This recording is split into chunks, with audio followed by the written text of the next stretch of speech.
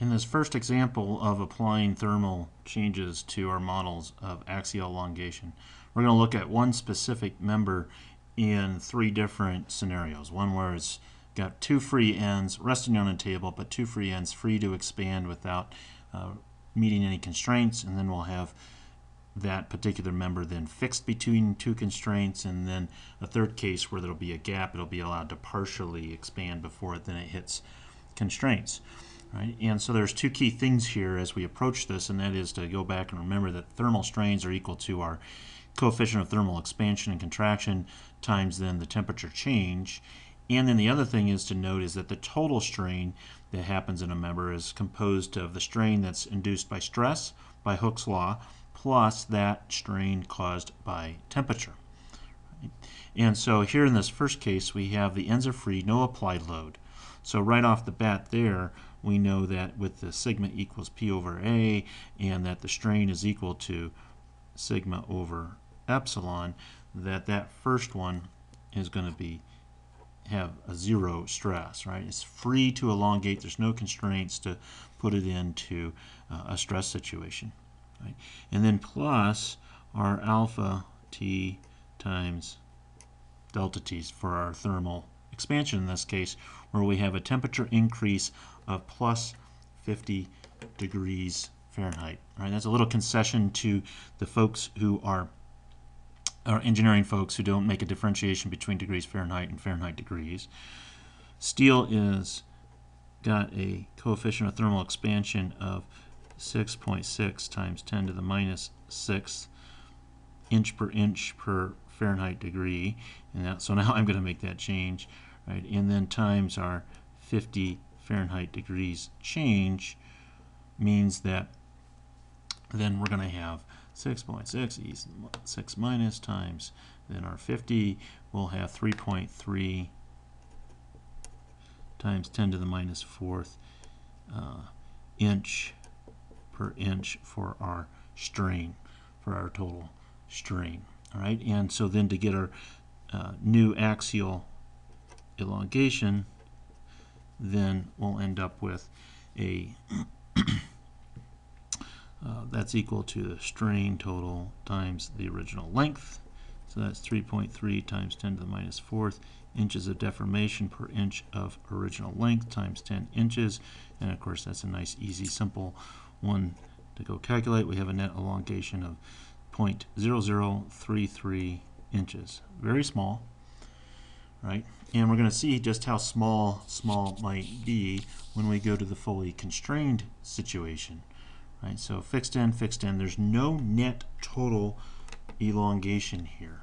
So when we go look at our total strain, we have our strain caused by the stress plus our strain caused by the thermal, and we know in this case that we have no total deformation, and so that would be 0 over the original length, or that our total strain is 0, and that tells us that our axial strain caused by stress is going to be equal to the opposite of that from the thermal strain. Right? And we just calculated that for this specific case already, so there's a minus 3.3 times 10 to the minus 4th inches per inch. And now we can go use Hooke's law, assuming that we are still in the elastic range, linear elastic range. That Hooke's law still applies, so sigma is equal to E times epsilon.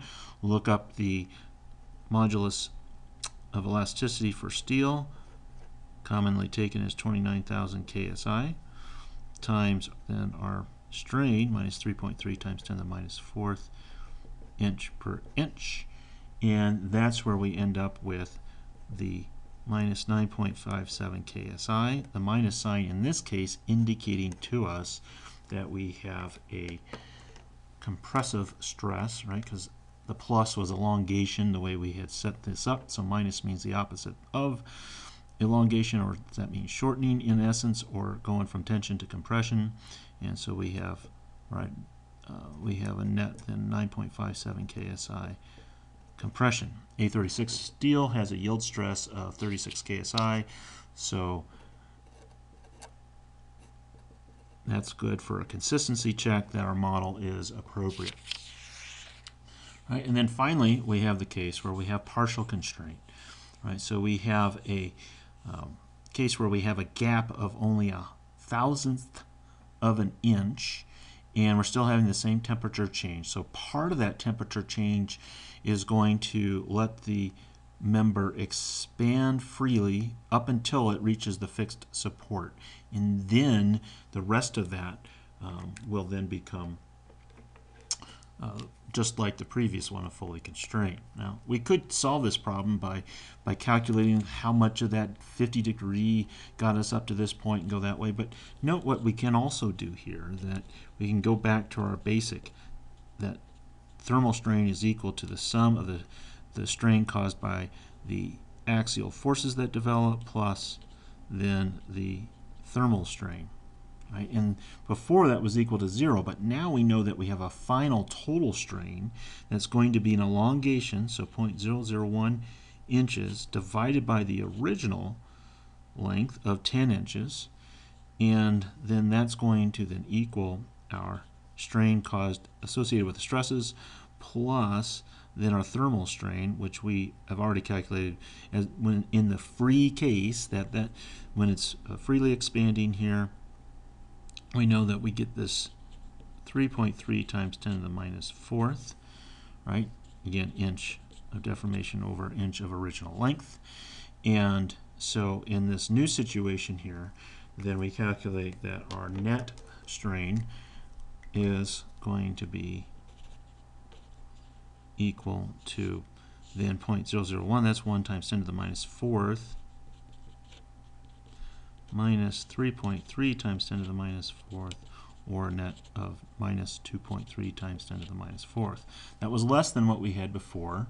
Right? We had 3.3 before, and so that should make sense, right? Part of the temperature change allowed us to expand before we met up against the hardcore support. And so now we calculate our stress, same way before, E times epsilon, so 29,000 KSI times our minus 2.3 times 10 to the minus fourth inch per inch, and that's where we end up with then 6.67 KSI, well, minus 6.67 KSI, or a final answer of 6.67 KSI in compression. And again, that's less than our yield stress. Note again how this went down a little bit because of the gap, and also note that although the strain values seemed really small and the overall deformations seemed really small, they actually induce quite large stresses.